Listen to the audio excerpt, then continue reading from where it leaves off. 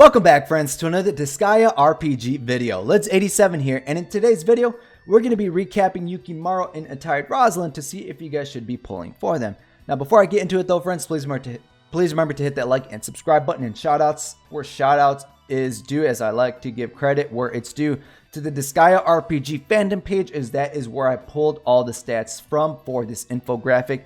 And a huge shout out to the DISGAEA RPG Discord community, as they have been a wonderful help when it comes to answering questions about this game in a beautiful, kind demeanor. So those links will be down below in the description. All right, so thank you DISGAEA RPG Discord community.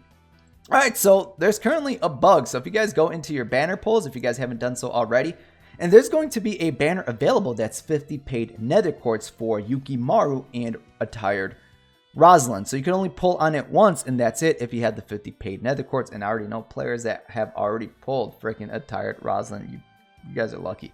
But this signifies that the New Year's event is upon us, most likely upon reset after I release this video. So if you guys have been saving this banner, it is almost here. Saving for this banner, it is almost here. All right, friends, so let's go ahead and start recapping these characters. So Yukimaru is a humanoid type character. Now, when it comes to her stats, they're okay. They're not bad. I consider anything above 10 million to start being in the good mark. I believe 13 million I would consider really good, and that's when that character is at level 9,999. So attack 9 million, defense 7, int 9, resistance is at 12, so she's going to be reducing the damage she receives from magic type abilities. But her speed is actually kind of high. It's at 57. The highest is at least 60. I know Seraphina currently is at 60 on the global side of the game, with her crit rate, 4%, crit damage at 140%.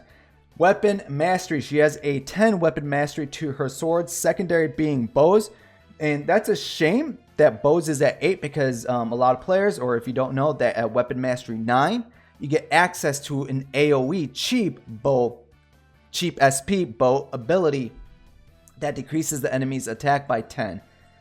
So you will have to invest some mana if you want to get her up to weapon mastery 9 for a bow, but that is completely up to you. And third is going to be lances. Now keep in mind with her scepter being at 4, because this is going to come into play when it comes to her magic spells.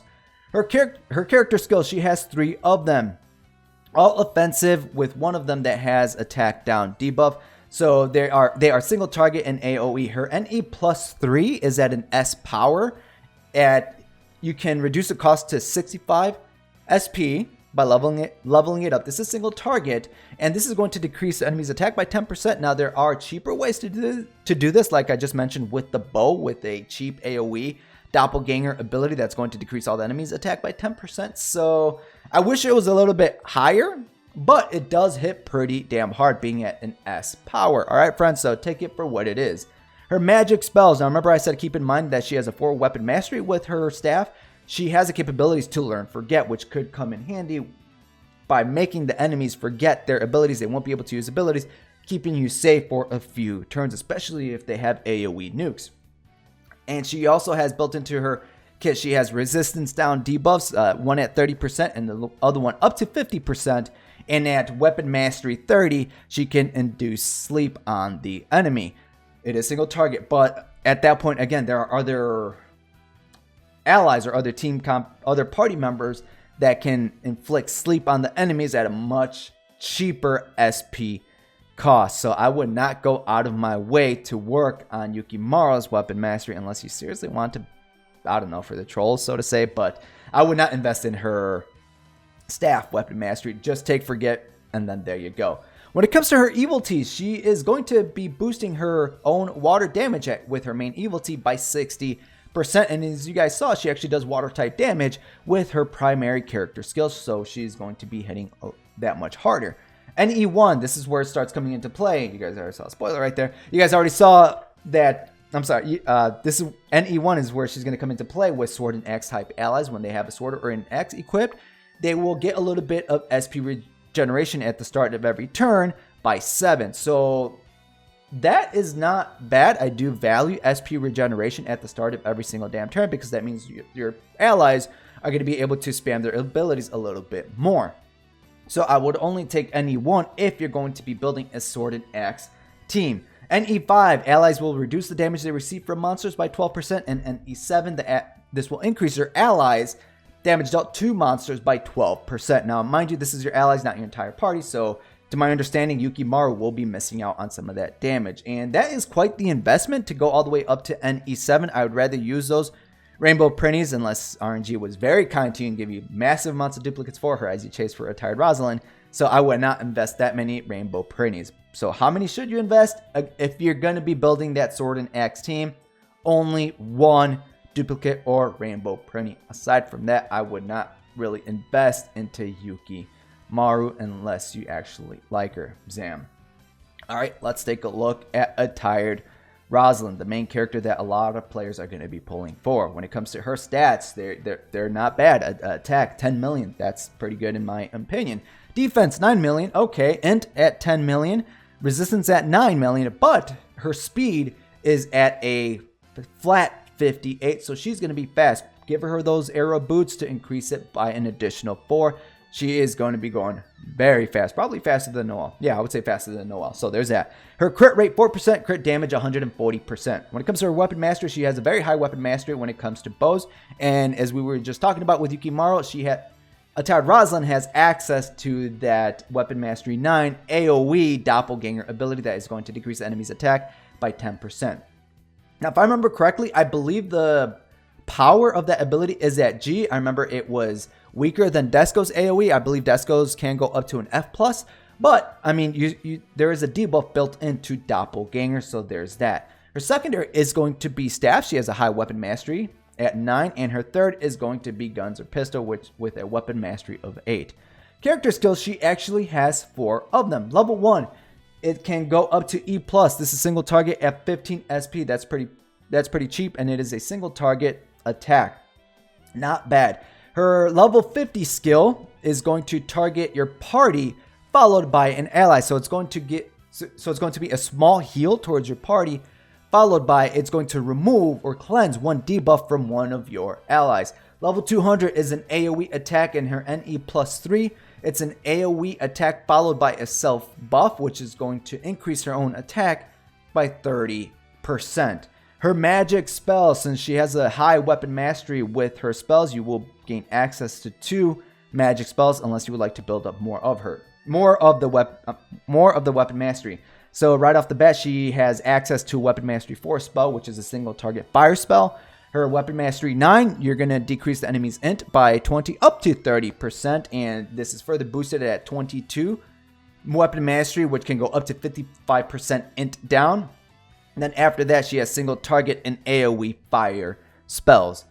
Her evil Ts, this is where the beauty of it is. Alright, so her main evil T, allies, action gauge plus 100 at wave start. They're going to be going a little bit faster than the enemies. And this is going to come in handy, especially if you are wave clearing, because it's going to potentially allow your party members to act first instead of the enemies, letting you AoE nuke them if possible. And E1, allies, plus 15% AoE damage dealt. She's going to pair beautifully with DISGAEA or any other form of AoE allies that you have, because there is no restrictions to this. Kind of like Yukimaru when it comes to just swords or axes. With Attired Rozalin, her NE1, there is no restrictions. Purely your allies will automatically get a 15% AoE damage boost.